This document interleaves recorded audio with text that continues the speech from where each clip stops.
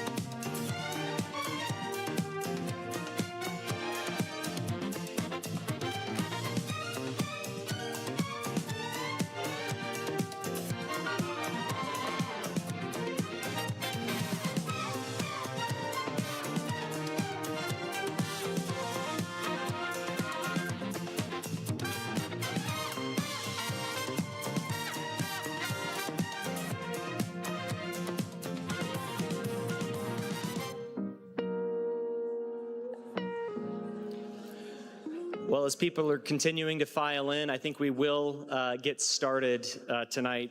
Thank you all so much for being here, and welcome to the 11th annual Ray and Laureen Barnett Civic Leadership Lecture, America 250 and the Future of Liberty, featuring Attorney General John Ashcroft.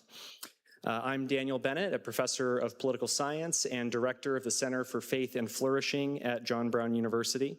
And the center is pleased to be partnering with JBU's new chapter of Turning Point USA to help present this event.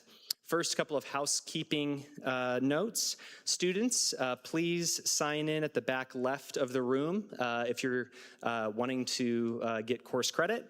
And second, most importantly, for those of you who will have questions for later in the evening, please use the Slido website up on the PowerPoint here to submit questions. Either scan the QR code or go to the website and put in the event code, and we will be able to see those questions from the stage later in the evening. We'll try to get to as many of those questions as we can during Q&A.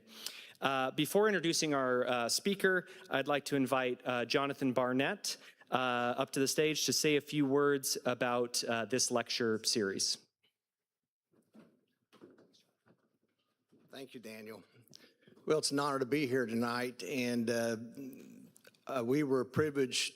John Brown III, who is a former president of the college, and Stephanie, I don't want to leave you out either, so Stephanie and John. Not only was John a former president of this college, but he's also a former state senator.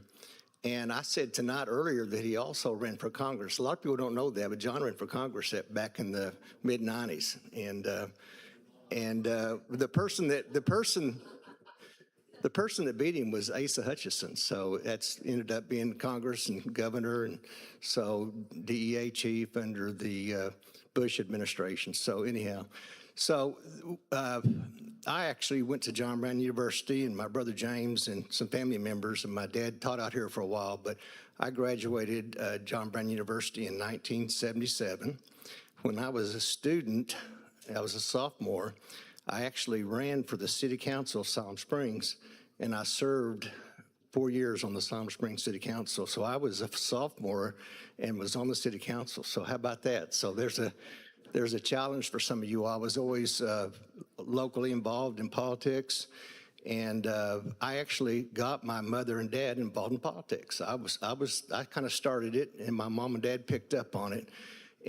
But mom and dad were public servants. They helped others that wanted to run for public office, and they helped people that needed help, whether it was somebody that needed a meal or a place to stay at night, or medical care, or anybody that all the churches sent their people who needed help to my mother and dad to help. And they ended up being Citizens of the Year, the Chamber of Commerce, but they both lived long lives. My dad lived to 95, my mom 97 and a half, but they believed in people and helped people, and they did it as Christians, of course, but they were encouragers. They always encouraged other people. And so those of you that are older that knew my mom and dad will know they were really good people. And so John wanted to name, John worked for the Wingate Foundation, and the Wingate Foundation partnered with the Barnett family to sponsor this event. And we've got a pretty good little endowment here at the university, but we're trying to encourage young people to get involved in politics. We want them to be aware of what's going on and not to be afraid to have a voice. And whether you get involved when you're young, like I did, or whether you get involved later in life when you're more comfortable or able to do it financially or whatever, we just want you to be aware of your political surroundings, and we want you to get involved in politics. And so that's what this series is about. It's to get you, educated and get you involved, and we're very fortunate. We've had some really good speakers in years past. I think this is our 11th year. We've had Mike Huckabee, we've had federal judges, we've had a lot of good speakers, but we're very honored that we've got former Attorney General John Ashcroft, and I was telling him earlier that he worked in the Bush administration, and of course I was a Bush delegate, and I've been at the White House with George Bush and lots of others, so I've kind of stayed involved all of my life in the political process and still involved to this day. So thank you all very much for being here, and that's in honor of my mother and dad, Ray and Lorraine Barnett.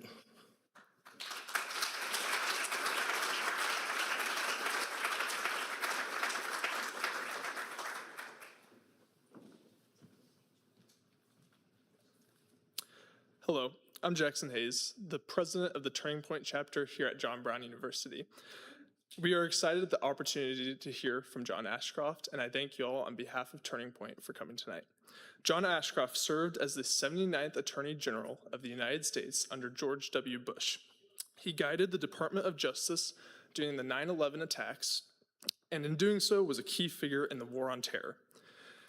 Prior to his role as Attorney General, he served the state of Missouri in multiple offices, including as a United States Senator, 2 terms as governor, and 2 terms as the Missouri Attorney General. He is also one of just 10 people in American history to hold the role of governor, U.S. Senator, and member of the President's Cabinet. John Ashcroft, thank you for being with us tonight.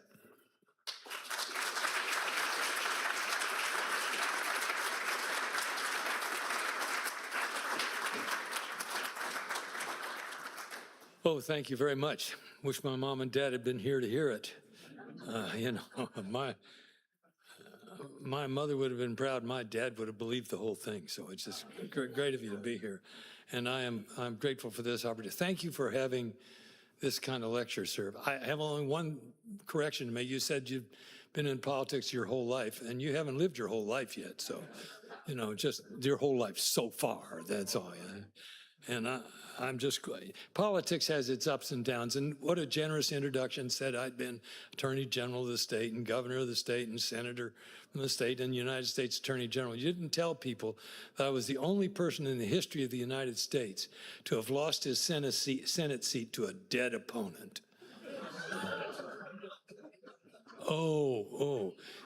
When you say that, it reminds me of a story. Do you mind, will you help me if I tell a story here?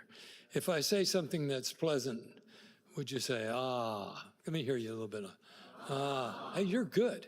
And if I say something that's disastrous, would you say, ooh? Yeah, pretty good. So I was out flying on a bright sunny day with a friend of mine. I really wasn't flying with him, but he was flying up there. and the airplane had a little trouble and the engine quit. But they had a parachute. But the parachute wouldn't open. But he was headed for a haystack. But the haystack had a pitchfork in it. But he missed the pitchfork. He missed the haystack. You know, this is the way politics goes. You know, you win some, you lose some. It's a little bit of a roller coaster existence. But it's, and political science. If any of you, are there any political science majors or anything? Yeah, good. Boy, these must be Baptists want to go into political science. They're all in the back of the room. But you have to come early to get a back row seat.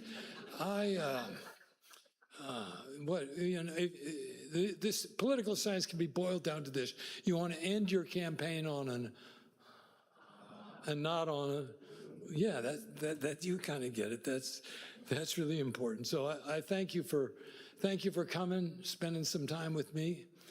I want to talk to you about a couple of things that are the most important things to me. I think the single most important job of a culture is the transmission of values from one generation to the next. It's a tough job these days. When I was a boy, we'd maybe read together or talk together or something. Then television came along. And I had the blessing of not growing up in a house with television. I didn't live in a house with television until I was in law school. But then we started watching TV together. That was pretty good. And then TVs got so cheap we could watch separate TVs in different rooms. It was bad. And now we've got these gadgets, these gizmos. I got one in my pocket. Everybody's looking at this. We don't even have dinner together anymore. I hope that doesn't ring, but if the president calls, tell him I'm busy, okay? And we definitely need to focus on the values that are important for the survival of the democracy and the survival of our republic, because there's a little bit of difference here. And so I want to talk to you for a few minutes about a couple areas of what I call conflation in language. You know, conflation is where you say that something means the same as something else, but it's really not so. And the first thing I want to talk to you about is the fact that liberty is different from democracy. Democracy is pretty good. I like it. I'm reminded of what Winston Churchill said about democracy. He said, it's the worst form of government except for everything else we've tried. Which means, you know, it's something that probably is dangerous, be handled carefully, but it's better than everything else we've tried that has inherent dangers.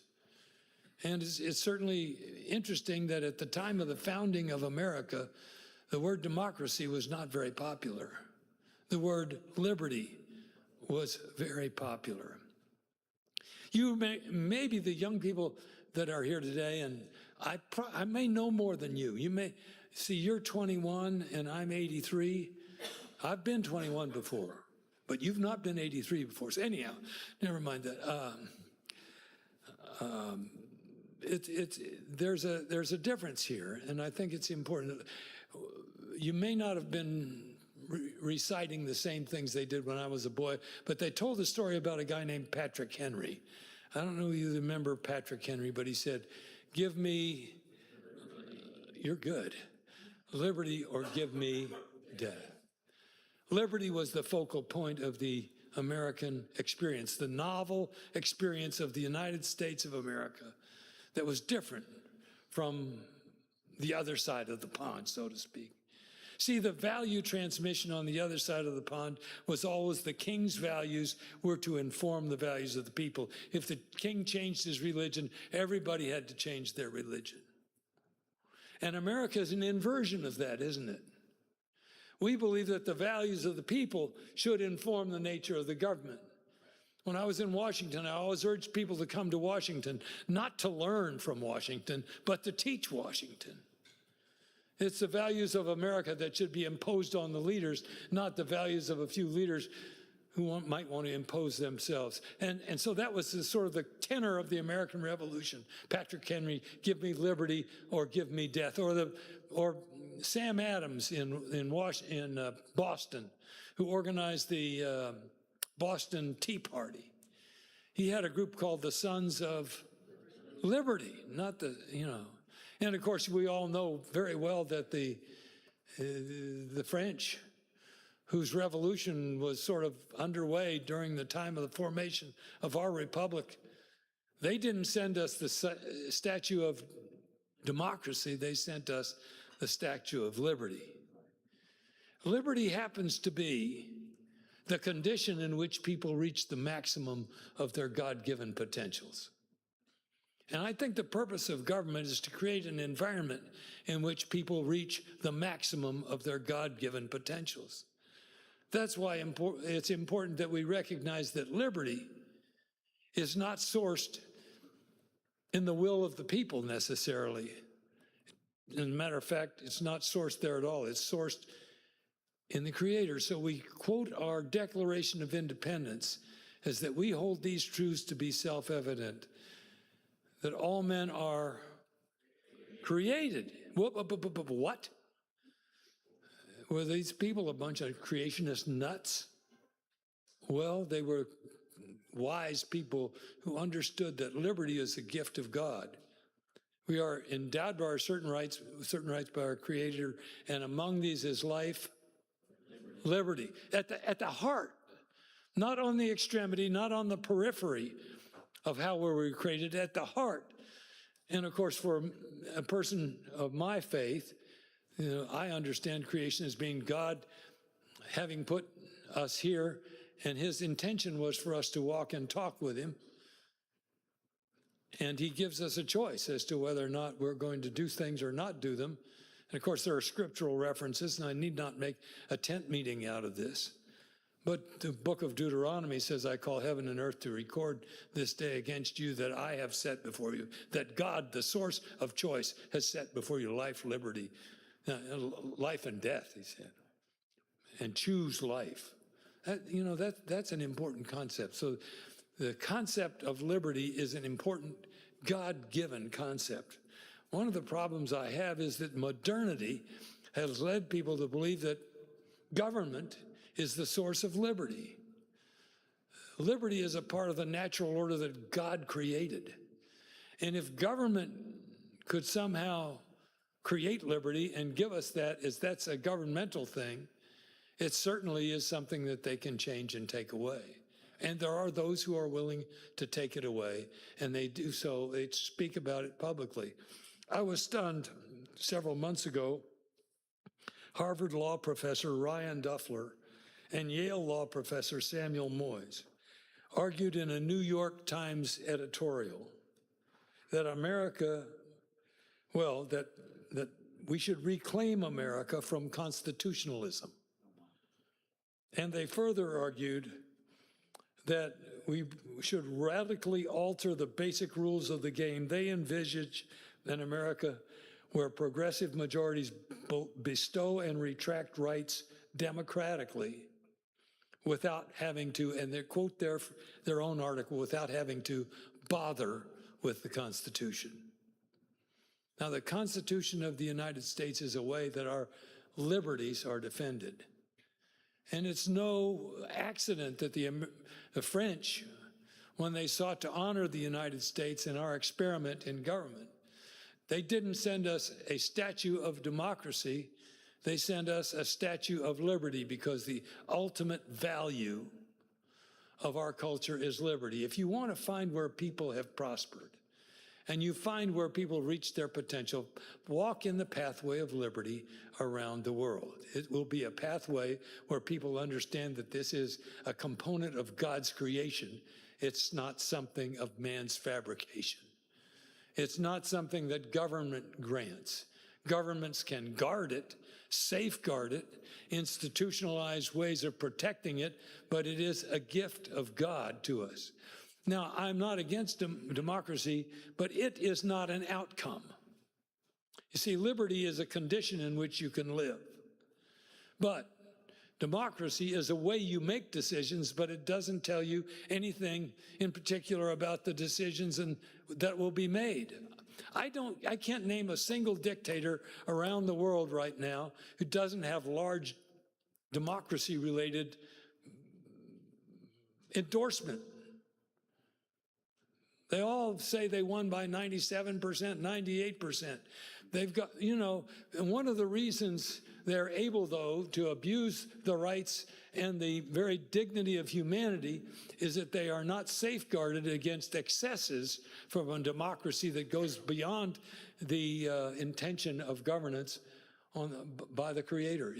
They don't respect the liberty of America. And I think that's the key for America, that we respect liberty, and the Constitution is a set of rules that says government can do all kinds of things, but it cannot infringe certain liberties. It's not a mistake that before the Constitution was ratified by the people of the United States, it's not a mistake that somehow they insisted on a Bill of Rights, a specification of liberties. And among these are very important liberties, not the least of which is free speech.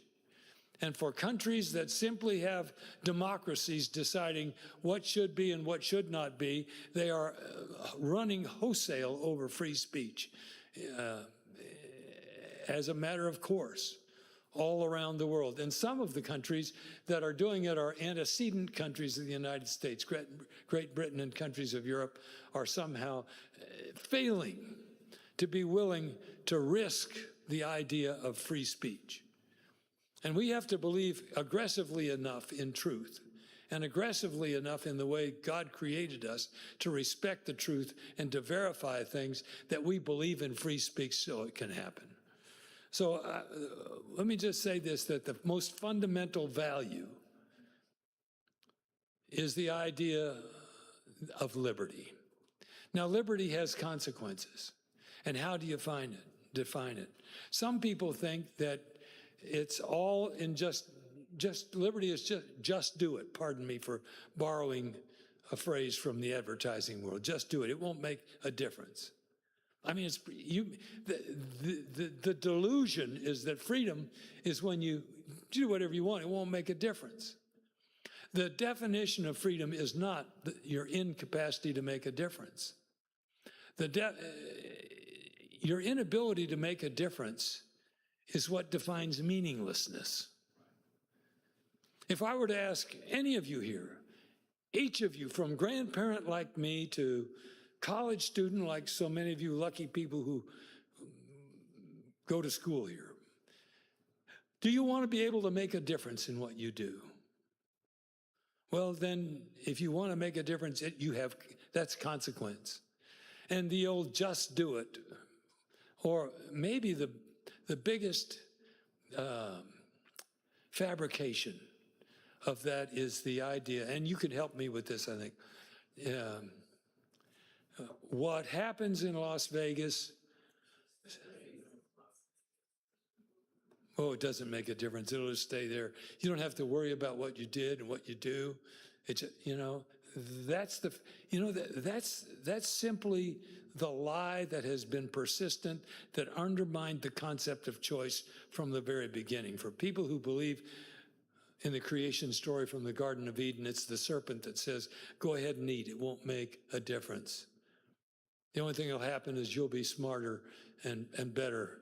It's the same lie that do what you want without regard to consequence. The absence of consequence is the definition of meaninglessness. So it's important for us to understand that there is this fundamental base value of existence, which is liberty, and it's a gift of God. If you go through the scripture, it says that. And I'm glad that you've chosen, especially you students who are here, you've made a lot of good choices. I think you probably chose good parents or you wouldn't be here. And that's the best way to get a good start in life is choose good parents. But you chose a good institution, a Christian institution. The Bible says that God looks down and sees where people who respect him are discussing him in Malachi 3:16, and he causes a book of remembrance to be written for them. And of course, the New Testament version of that is the two individuals walking after Jesus is crucified. They're walking down the road to Emmaus. They're having, according to King James, they're reasoning and communing together. What a nice thing. Reasoning in a community of reason and discussion. Wow, sounds like they're identifying John Brown University. That's what this place is about. A community of people who respect each other and respect God, who are discussing things. And you know what happens in that story about the people on the road to Emmaus? One of the early appearances of Jesus after the resurrection is that he actually shows up there and walks with them. I think it would be marvelous to think about going to school in a setting and creating an environment of discussion and reasoning in which Jesus felt comfortable in coming and be a part of it. Lots of schools talk about who went to school there. I mean, I happened to go to school at Yale University because I thought I was a football player. And they did a little recruiting of me. It was a sad story, really. My coach said I was too small and too slow to play in the Big Eight. That was a precursor to the big, however many it is. It changes every day now. And so I went out east to school and found out I was too small and too slow to play there. Although my first trip, get this, folks, brace yourself. My first trip to Fayetteville and northern Arkansas was to play football. And on November the 4th, 1959, how many years ago is that? Don't figure out. Eddie Abel, the sports editor from the Northwest Arkansas Times, I think it goes by a different name now, put it this way: running against superior experience, Ashcroft time and again ran his, I hate to say this, belly plays to perfection. The belly play is a kind of what they call an option now. You put the ball in the stomach of the guy, and if the other team comes to tackle him, you pull it out and you run around the end yourself. I like that. Anyhow, ran him to perfection, and with a little help would have gone the distance on 2 or 3 plays. He also played a great defensive game. Oh boy, all credit to Eddie Abel, the sports editor from Northwest Arkansas. But that was my first introduction to this wonderful part of the world. It was a land of opportunity for me. But dear, there are consequences to what we do, and liberty is what informs those consequences, and it is a gift of God. And it is also a gift of God when people who respect him commune and reason together. It occasions the presence of God. Now, I have to ask myself occasionally, if I really believe in the presence of God, how is that affecting my behavior? How is it changing what I do and what I say and how I act? I'm sure you don't have any of that problem, but I do, especially having been in politics as long as I've been in politics. Be very careful with the conflation of the idea of liberty and democracy. Democracy is a process for making decisions. I'm so glad we have the Constitution of the United States, which somehow envelops that process and limits government to the kinds of things that enhance liberty. If I were king, I'm not obviously, and I'm not even Donald Trump or anybody, never mind. But if I could do what I wanted to do, I would have our government require a liberty impact statement for everything they do. You know, we've got the so-called environmental impact statements they have to do before they pass laws and do things. How about a liberty impact statement? Now, some people say, well, wait a second, weren't you the Attorney General when all this stuff came in about 9/11? And 9/11, let me tell you, is very serious. 2,900 plus people died on 9/11. And just to put it in perspective, 2,400 people plus, I think maybe 2,403, I think, strikes me as being the deaths at Pearl Harbor. So 500 more than Pearl Harbor. That's a serious thing. And we have to understand that there are things so that when we institute things to make sure that doesn't happen again, we have to try and do so in a way that respects the liberties of Americans so that we don't have run roughshod over liberty. And I do think some of the additional security at airports that we have is appropriate. And part of this comes because people have asked me, How do you rank security and liberty? How do you balance security and liberty? And I usually say this, I don't balance them. I think liberty is the ultimate value. It's something that God gives us. And when we talk about security, I always say secure what? And I think the number one thing you can secure is liberty. You secure liberty by having the right kinds of protections. And so, yeah, I think I'm more free to travel with the right kind of airport security than I would be if we just gave up all airport security in favor of just being freedom to travel. It would be an empty freedom if I couldn't be assured in some measure that those who want to destroy us wouldn't have complete access to our air facilities. An aside right now is we're dangerously close to impairing our capacity to inventory people getting on airplanes because we don't have funding for a department which is essential to our security. Not our security so much as securing the liberties we enjoy as Americans. So I believe that that's an important thing, a liberty, but it won't happen. But I think for me to plant a seed in your mind that every time we seek to do something, we ought to ask, how will this impact the liberty which God has given us and which we are expected to be able to reap the benefits of decisions that we've made? Now, reaping the benefits of decisions we've made is a privilege. And there are those who don't want us to be able to reap the benefits of the decisions we've made. They want us to... no matter what decision we make, they want us to all have an equal outcome. I find that to be very destabilizing. A few years ago, it's a long time ago, I was speaking at a conference in a place called Davos, Switzerland. It's called the World Economic Forum. And I was talking to a group of people there, and they were so worried about a disparity between the poor people and the wealthy people. And they were all spun up. How do we reduce this disparity? I said, and frankly, I looked at Michael Dell. And anybody know who Michael Dell is here? I mean, he's at Dell Computers and stuff.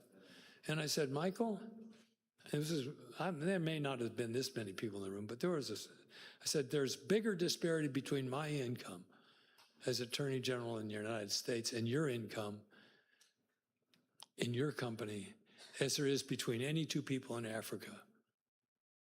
But disparity is not something that ruins opportunity.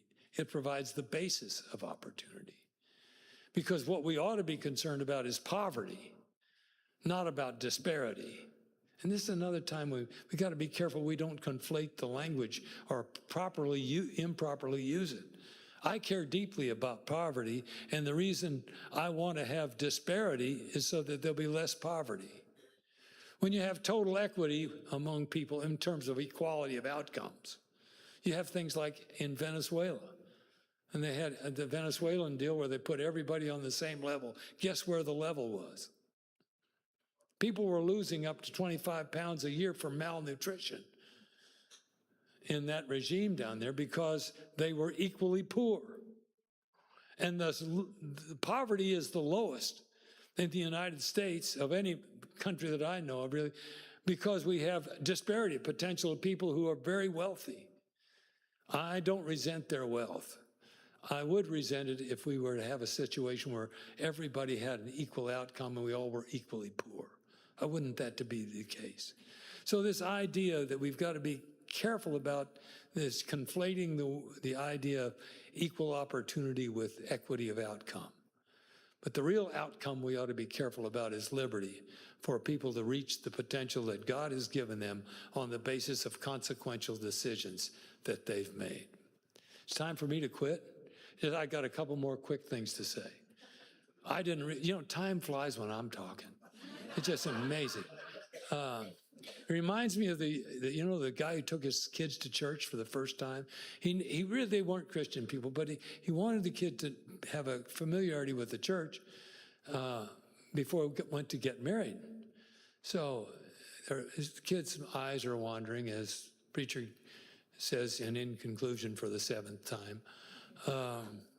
He says, "What's with the plaque on the wall?" And his father said, "Would you shut up?" He said, "Those are people who died in the service."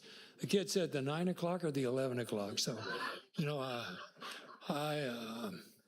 look, one other item I would say, be careful about people thinking that they're identical, is the idea of leadership and governance. Governance is a way in which you define the lowest and least that people can do. If you don't get over that threshold, we put you in the slammer. Governance operates with this idea of the lowest and least, and it operates on the basis of mandates and impositions.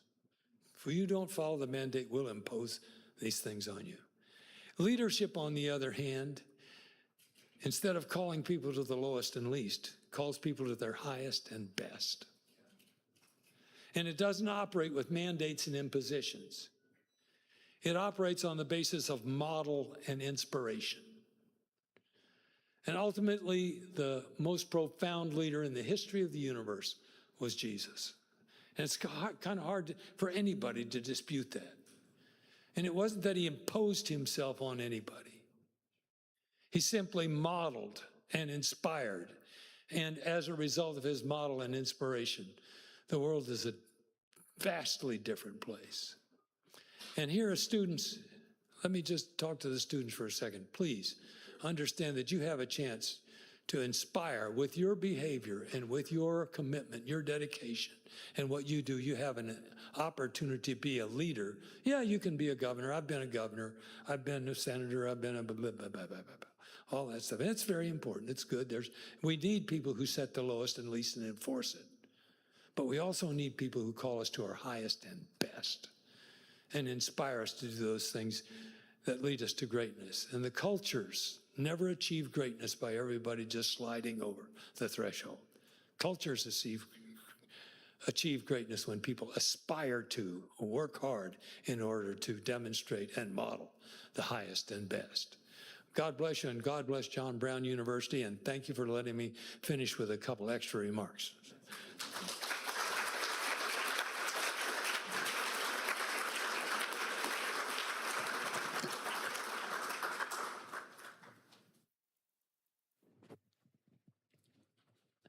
Well, I think I want to start with maybe some more specific advice that you'd like to give to the college students in the room. You just ended your remarks with some charge, so to speak, but if you were to give some advice to the college students in the room, raise your hand if you're a student at JBU right now.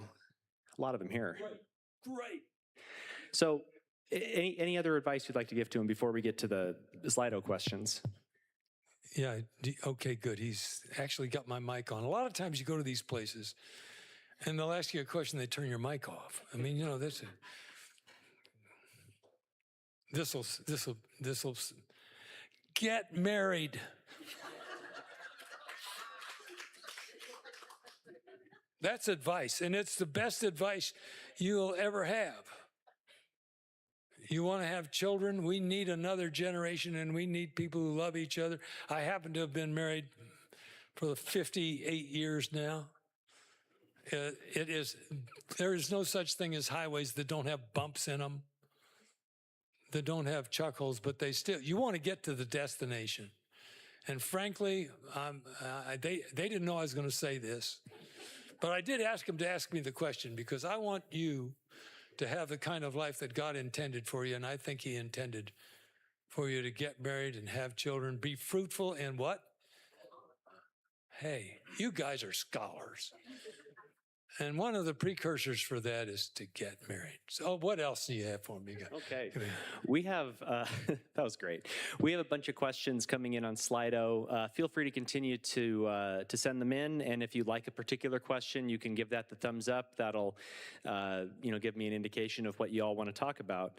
I would love your thoughts, General Ashcroft, having served as a member of the Republican Party in public office really since the 1970s.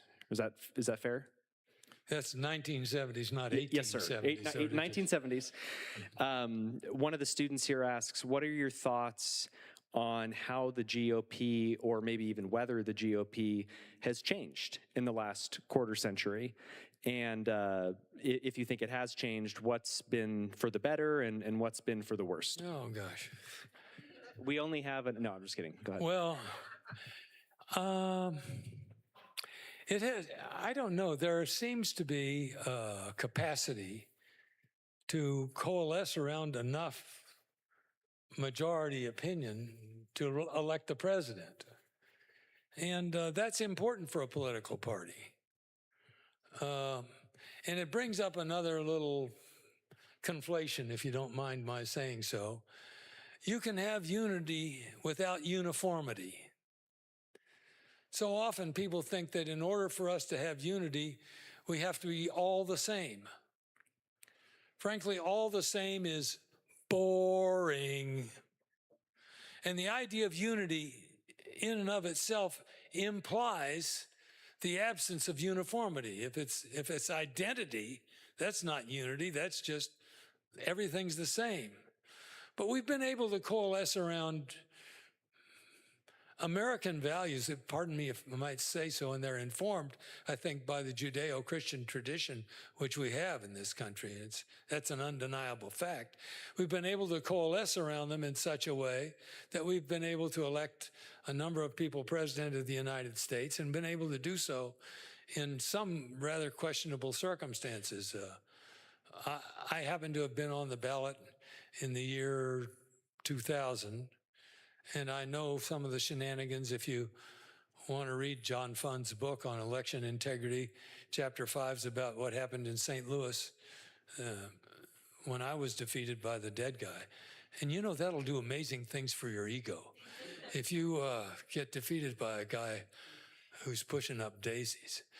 Where was I? Anyhow, so I think the Republican Party has been able to embrace and because it believes in certain central values in a constructive way. Whether we continue to do that or not is of question, although the values being expressed on the other side, to me, I don't want to make this a political event, but if it doesn't matter what you do and doesn't matter what you believe and what you say, and you're not rewarded according to merit, what does that mean about the idea of choice that's God-derived, that's come from the Creator? If God gave us choices, but they're meaningless, no matter what choices you make, you get the same outcome, that doesn't say much. And I think most Americans want, I wanted to play football in college. I ended up dropping out of the college program after my first year. I learned that I wasn't going to cut it, even in the devalued football program of the Ivy League, which is not what I'd call SEC. And but I wanted a system where the best outcomes came as a result of the best effort and the most talent. And I thought I would go and do other things. So I think the Republican Party is still pretty squarely devoted to liberty and to discussion and freedom. Those are the fundamental values. And they are devoted to the Constitution.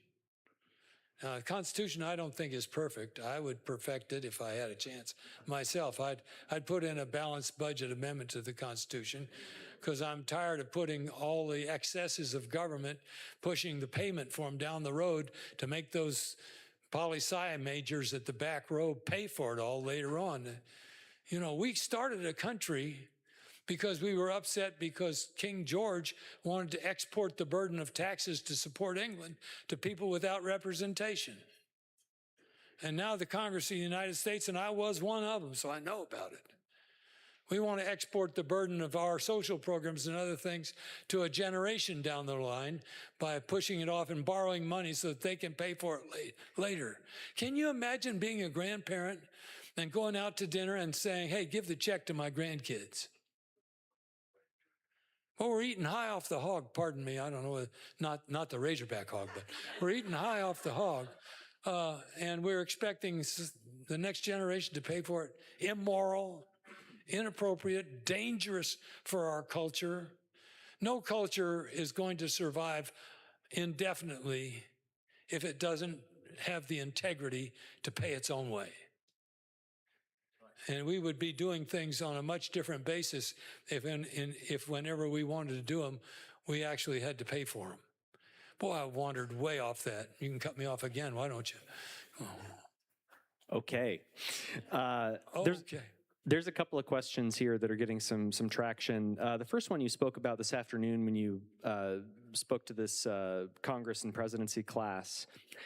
Someone in the audience wants to know about your thoughts on the Patriot Act today and whether intensive surveillance of U.S. citizens is still useful now, over 23 years after its passage. Well, first of all, I think what's done in public is fair game for the government to know. The idea that you should be able to go out and yell and scream and demonstrate in public and not be known for it, I don't think there's a right of privacy there. I think the right of privacy, which was really imported into the Constitution in the 1970s, I'll concede that Americans wanted to have things in private remain private, and I agree with it.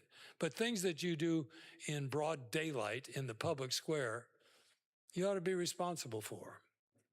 And so I'm not against the government knowing that. If we find someone making an incendiary speech that says, kill America and burn America down, it's okay if we know that. I do not believe that we should be surveilling people in their private settings. And so the question comes up about the Patriot Act and the Foreign Intelligence Surveillance Act, which is the ability to surveil. And one of the problems with that is that it's an ex parte proceeding. Ex parte means that the person being surveilled doesn't know they're being surveilled. Now, you and I both know that it would be useless to surveil people and tell them now we're watching you, so don't do anything wrong. You know, I put it this way when I was Attorney General, that in the deadly game of hide and seek, if the hiders know where the seekers are going to look, we won't ever find them because they'll evacuate the area. So I think it has to be an ex parte proceeding. The limits on it are under FISA, though, that the person has to be an agent of a foreign power or a foreign power. And that may have been amended with the subsequent acts after I got there, but it's not appreciably different. Now, because it is, though, an ex parte proceeding, I think there are some things that ought to be done to try and mitigate any potential abuse. And one of the problems with abuse is that there have been law enforcement officials, namely national security law enforcement officials, that fabricated or distorted or misrepresented the facts when they went to get the warrant. These require warrants from what's called the Foreign Intelligence Surveillance Court. And they did so, and there was actually a criminal conviction for that, so that the system has been abused. I don't think you throw the baby out with the bathwater here, but you should amend the system in a couple ways. And let me just tick off a couple of them. One, since it's ex parte, we ought to do something like what we do with ex parte proceedings in the civil law. Basically, if you're dealing with a child and the child's not capable of representing himself or herself, you assign a guardian ad litem. Some kind of guardian ad litem structure to safeguard against. It doesn't elevate it all the way to an adversarial proceeding, but it says, hey, make good on that. And the second thing is, in criminal law, we have a rule called the Brady Rule. And that is that if the prosecutor, know anything that would exculpate or provide for the innocence of the defendant, you're required to tell them. And if you don't tell them, it's against the law for you to withhold that information. And there should be severe penalties for information. Carter Page, you remember him, an Annapolis graduate, had been to Russia, but he was a part of the Trump campaign, I believe, back in the who knows when. My memory isn't as good as it used to be, I don't think. I can't remember how good my memory used to be, so when people ask me, is it as good as it used to be, I can't tell them because I can't, never mind. So, and Carter Page, there were things withheld from that FISA judge making that decision about whether he should be surveilled, which I believe it was a wrongful surveillance. because they didn't have facts that the government knew about, but the government didn't present. So if you had a guardian ad litem type proceeding, either if it's institutionalized somewhere in the justice system or I don't know exactly what mechanics, but you ought to have the responsibility of bringing forth evidence that would exculpate or would militate against surveilling that person. Then there was a time when, in the Page situation, for example, it was announced that he was being surveilled. I think it'd be very damaging for a lot of people to have an announcement that they were being surveilled for national security reasons. And I've proposed to members of Congress and to members of the Justice Department, pardon me. The President had us over for a very good meal before this, I'm sorry. That we limit the number of people that have access to the raw data. You know, in Washington, it is said that if you want to keep a secret, it's very, very difficult. And I think the formula is that 3 people can keep a secret as long as 2 of them are dead. I mean, you know, you just... So providing access to the raw data of surveillance ought to be limited. And the unmasking people by announcing that they've been subject to surveillance. So these are the kinds of things that ought to be done to improve the system, to safeguard it. But let me assure you this, that information is the best defense against terrorism. And you can't, you know, I used to threaten people, say, if you do terrorist acts, we're going to put you in jail. And then the terrorists started to plan to extinguish themselves in the commission of the act.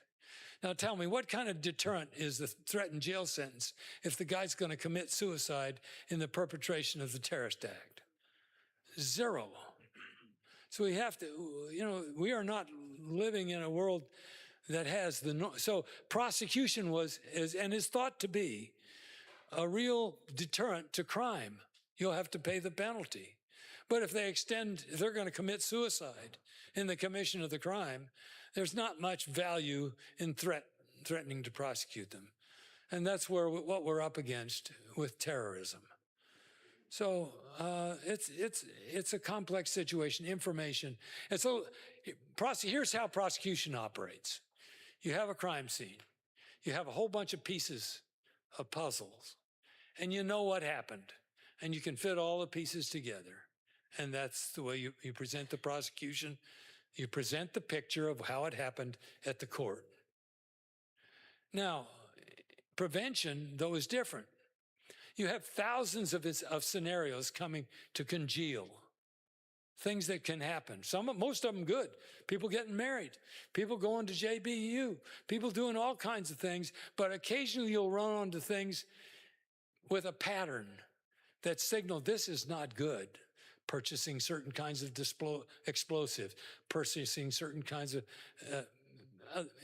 and when those things start to converge and you get that information, that's when you can do prevention. And prevention is something we learned that we needed desperately, didn't have before 9/11, but don't want to be without after 9/11. Someone wants to know, if you were still in the role of Attorney General, how would you handle or have handled the responsibility to release files associated with Jeffrey Epstein and his crimes? I mean, who wants to know all about Jeffrey Epstein and little girls and stuff like that? I mean, no, let me just put it this way. I think that information that comes as a result of grand jury subpoenas related to the idea that a crime has been committed, the information should be used in the prosecution of the crime. And if the information is not to be used in the prosecution of the crime, it should not be used for the perpetration of expanded circulation of the tabloids. If this is privacy information that normally would not be available without it being released by the individuals, and it's not going to be used, I don't think criminal processes should be used to discredit and defame individuals if you're not going to prosecutors should put up or shut up. So I'm not in favor, but the American public has developed an appetite which is voracious. It's almost insatiable to find out all the prurient details of everything in the world. And maybe they are entitled to that, but they aren't entitled to use the criminal justice system in order to get it, in my view. Do you think that the legislation that was passed and signed into law, should there be limitations on this, or do you think the current Department of Justice is doing a good job? What are you, some kind of teacher of this constitutional law or something? I mean, good grief. I'm just curious. Yeah, I mean, if the students are, There are some legislative acts that are, I think the legal term is ultra virus. It's outside the ambit of what their authority is. And the Congress can pass a lot of stuff to regulate the executive branch until they're blue in the face. Doesn't necessarily mean, and even if the Congress gets the president to sign it, because to sign it would impair the Constitution. Now, this is for all your political science majors, who has the right to change the Constitution of the United States? Okay, the rest of you can help them.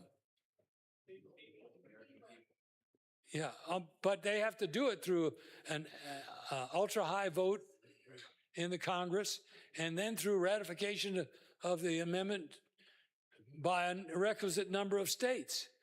Does that mean the president and the Congress can amend the Constitution anytime the president signs a law? Not on your life. I don't care if he has a green flannel deal and candles on the table when he signs it, and he passes out all the pens to the guys who were sponsors of the legislation. Doesn't matter. The Constitution trumps that. Pardon me, no pun intended. Yeah, there are lots of things that the Congress does, and sometimes, let me tell you, the Congress is not always with crystal pure motives. The Congress has passed things that would impair free speech, and some of them know it would. And they've said, well, the courts will knock it down, but I'll be popular at home for having done this, or said this, or it'll make people feel good, or this is something I need to do. So you've got to be, pardon me, I don't mean to shatter your, but I was one of the members of Congress, and I was so successful that I lost to the dead guy. But anyhow, that sometimes happens there. So speaking of Congress and your time in the Senate, there's a question in here about the recent military action in Iran and the role that the Senate and the House should be playing in authorizing strikes like this. Are you comfortable with the current setup for the executive branch engaging in these types of military actions? Say I'm comfortable I have a hard time being comfortable with war. But frankly, I think the President of the United States is justified in doing what he's doing. And I would expect the Congress to be moaning and groaning over the fact that the President is not giving them. But let me say something. If the President had given notice to these people 2 weeks in advance so they could debate it on the floor of the United States Senate and House, we'd have had far greater difficulty. Could be very, very. I remember giving classified briefings to members of the House and Senate and the Intelligence Committee in the morning, breaking for lunch, and on my way back to the meeting, being interrogated by reporters. And I don't blame the reporters for doing it, but they'd gotten information during the noon hour that was classified. And they were asking me about it.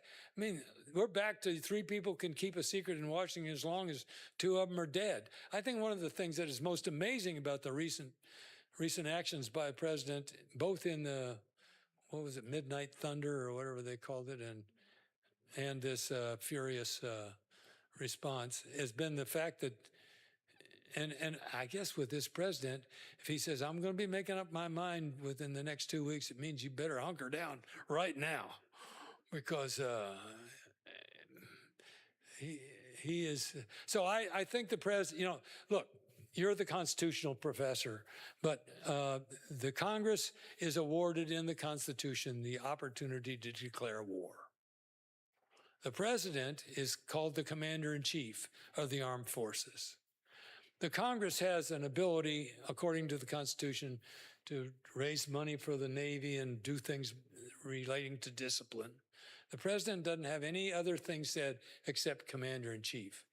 Now, there's sort of a principle in the law that when things are specified, they're not very expandable. But when things are generalized, that's when you've got to interpret them. And early on, in the 1860s, I think, there was a group of cases called the prize cases that authorized the president to do things without a declaration of war. And no president has really ever been denied the ability to do that. And we haven't had a declaration of war since 1942. We've been through a lot of actions on the part of our military to defend American interests. And as a matter of fact, shortly after 9/11 was what's called an authorization to use military force, UMPF, we called it. And it authorized the President of the United States to pursue those who were related to the 9/11 bombing and also those individuals to pursue them and to approach them and to deal with them in order to prevent further attacks. And I noticed that President Biden, President Obama, all the subsequent presidents virtually have done things that are in accordance and relied on the authorization to use military force in order to protect the American people. As a matter of fact, the American interests, because the American people haven't ever been quite at risk in the war at 9/11 that they took action against, or at risk in the event that the perpetrators of terrorism were to have nuclear capability. And I don't want to go, any of you is free to leave that wants to, but there are several things you need in order to be justified in responding to a threat. And one, it has to be a credible threat. What makes the current threat credible? Well, in 1979, they took and held 400 Americans hostage. And in 1984, I believe they bombed the barracks in Beirut, killed 300 Marines. Ever since then, they've funded and sponsored terrorism against the United States. They say in their own language and without hiding it all, that death to America, not just Americans, but America, is an objective of theirs. And at some point, you got to say these guys are credible. They have, and against our interests, they have used. Now, what would make them credible in the United States is, one, lethality. What do you have that's dangerous enough to hurt us? And two, do you have deliverability? Now,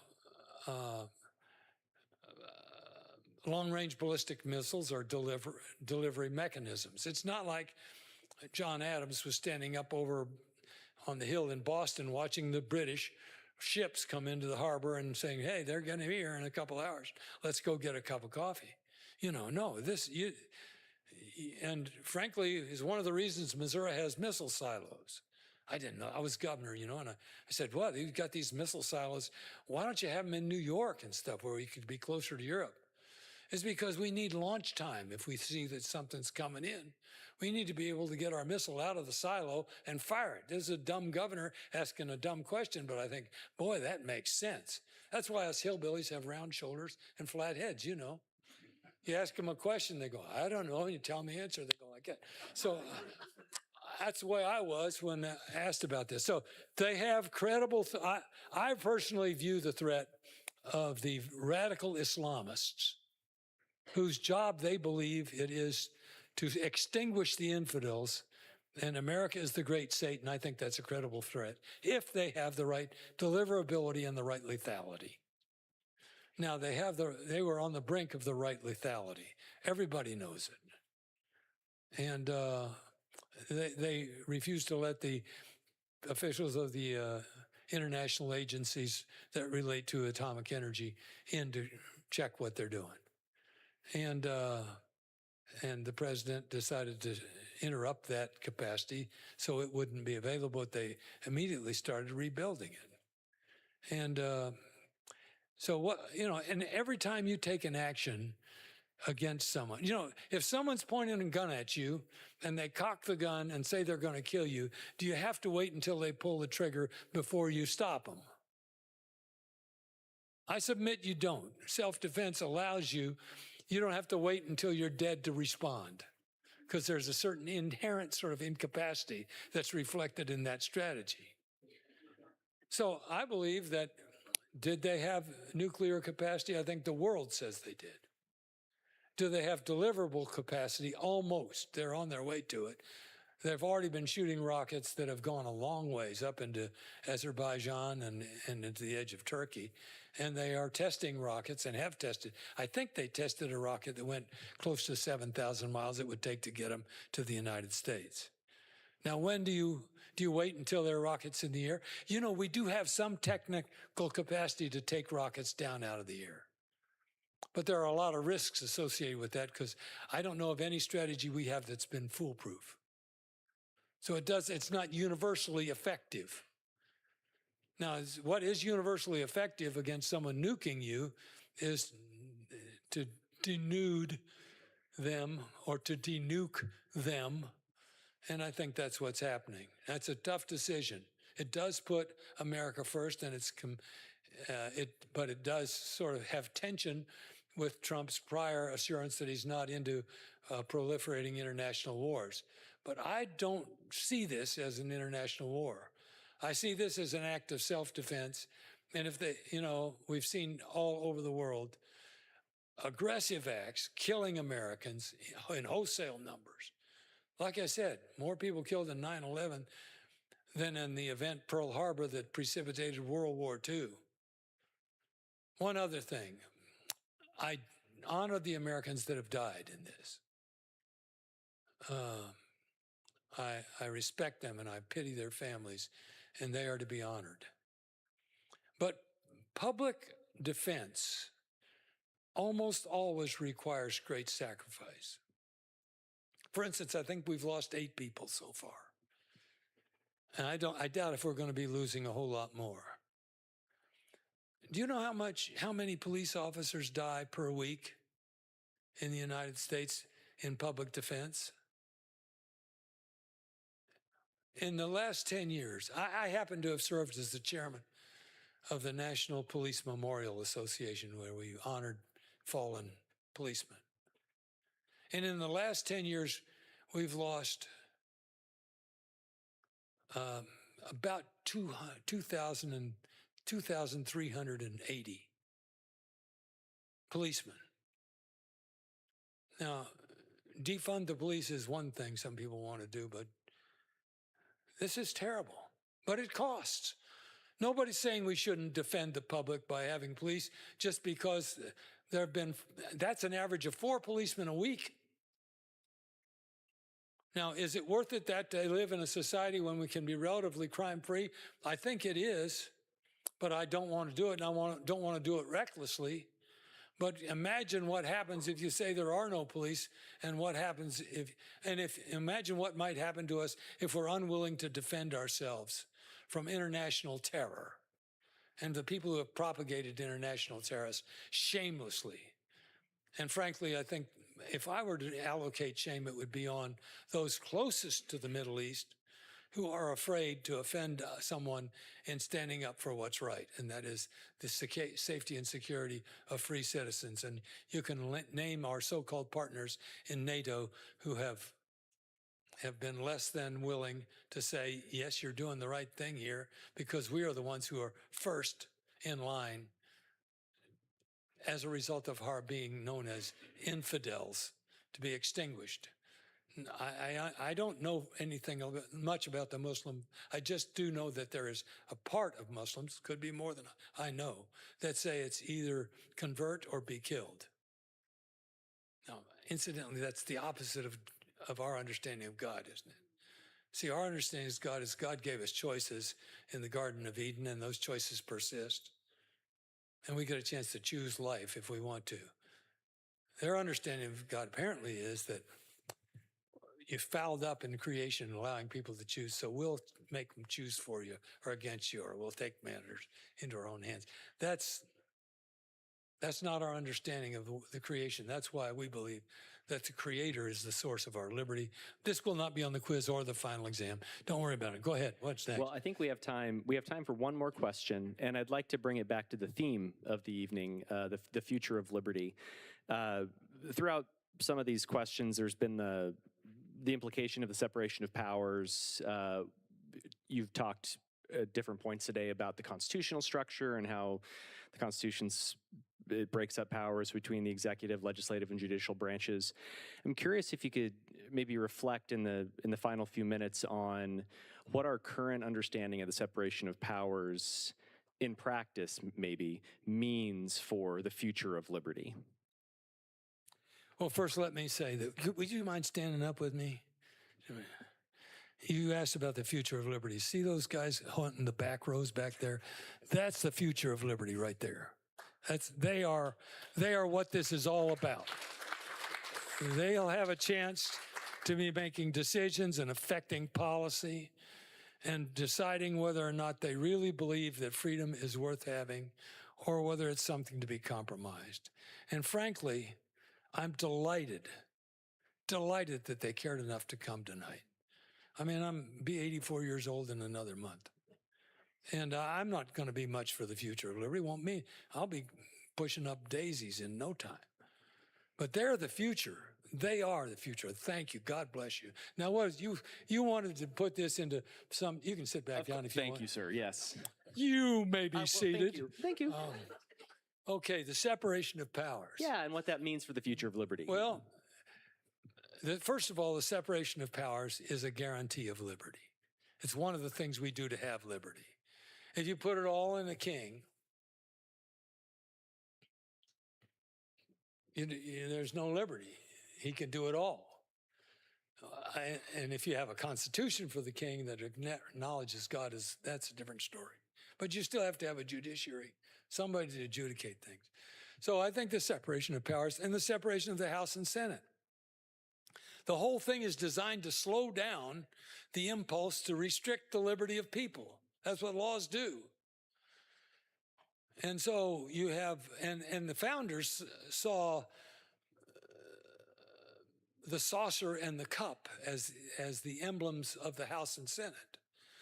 The cup, you've probably I haven't heard this before. Oh well, they saw the founders said, "Hey, give me a cup of Java." No, they didn't, and they didn't go to Panera's either. But they saw the cup as being where it could be very hot. The House of Representatives, or you have a flashpoint, and there'd be a surge of public opinion that wanted to do something that might be improvident.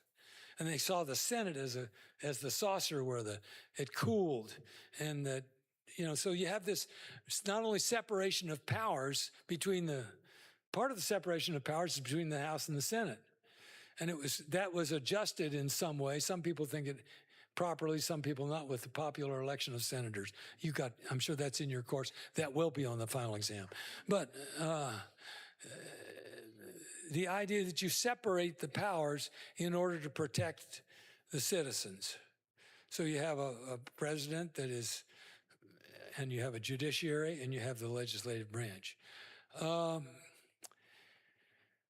I think we have some substantial migration back towards separation of powers. Forgive me for not remembering the case, but this last summer there was a case that said that the Congress had given away too many of its powers to the bureaucracy. Overturned Chevron. Yeah, the Chevron doctrine was overturned. I forget the name. Thank you.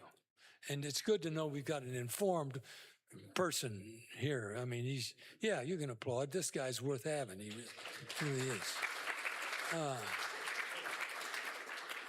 When I teach at the Regent University Law School in Virginia Beach, and they always assign another professor, just to sort of make sure I don't damage the students in the process. I've been there for 20 years, and it's a great institution, rising faster than any other institution in law school ranks. And so anybody wants to go there, let me know. I'll try and help you. But where were we? Okay, separation of powers. So this separation of powers is important. The president, but overturning Chevron, the court decided that the legislature had been giving too much of their authority away to the bureaucracy. And the bureaucracy was able to make rules then which could make criminals out of people who didn't follow the rules, but that people were entitled to something other. I believe I'm stating this fairly. That's correct, yeah. Yeah, so you got in the interplay between the organizations, sometimes the delegation. Some people would say that the AUMF is an improper delegation of the power to declare war. And it's delegating it to the president, who can fight and follow maybe 18 or 20 years later people who maybe shouldn't have. I think that there's a question. It's pretty unreasonable, though, not to understand that they intended for the Congress to be able to declare war, but that they intended the president to wage war. And it's one thing to declare war, to say, yeah, we're at war. It's another thing to actually direct the war.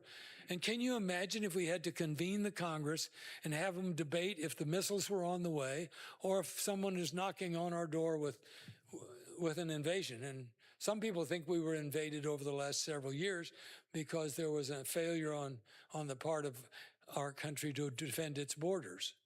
I tend to believe it was a kind of invasion, but it was in the interest of some of the people in the country to have it. I don't think it was in our general interest, but that's just another aside. That and about $6 will get you a cup of coffee. Used to say that and a nickel would get you a cup of coffee. I mean, what's happened to this country? No wonder I don't drink coffee. I got to tell one good story, though. And I don't know what your policy is here on alcohol on the campus, but I was raised, you don't drink alcohol. And it reminds me of one of my friends who would go to dinner with these big dinners, and they'd serve wine. And every time, right over the white tablecloth and everything else, he would dip his finger in the wine and go. And somebody says, Fred, that's messy. You don't be doing that. That's not courteous. It's messy. And he said, well, it's my mother. He said, what do you mean your mother? He said, well, on her deathbed, my mother made me promise never to drink a drop of wine, and that's the drop I'm not drinking, so. Well, where are we? Is this it? I'm probably going to get fired, so go ahead, please continue. No, don't fire this guy. And he might ask me to come back someday. I think you're going to land the plane on separation of powers and liberty. Well, I believe that I think people ought to understand the reasons for separation of powers, that it is a way we safeguard liberty. We even separate the powers legislatively. We don't separate the powers judicially, except we have 9 judges. And we do have a unitary president. That's very different than state governments, which generally have a governor, but they have a separately elected set of governmental officials at the state level. President of the United States is the executive branch. And so it's very difficult when the Congress of the United States starts to meddle in the executive branch for him to say, not to say, MYOB, mind your own business. And I wish they would in some cases, although, and maybe you ought to quit with this, I'm glad I don't get all the government I pay for. And secondly, the only government handout I want is a government handout of my pocket. Hey, I love you guys. Thank you. Don't forget, get married, and you'll have a good life. Attorney General John Ashcroft, thank you all for being here tonight. Have a great evening. Thank you.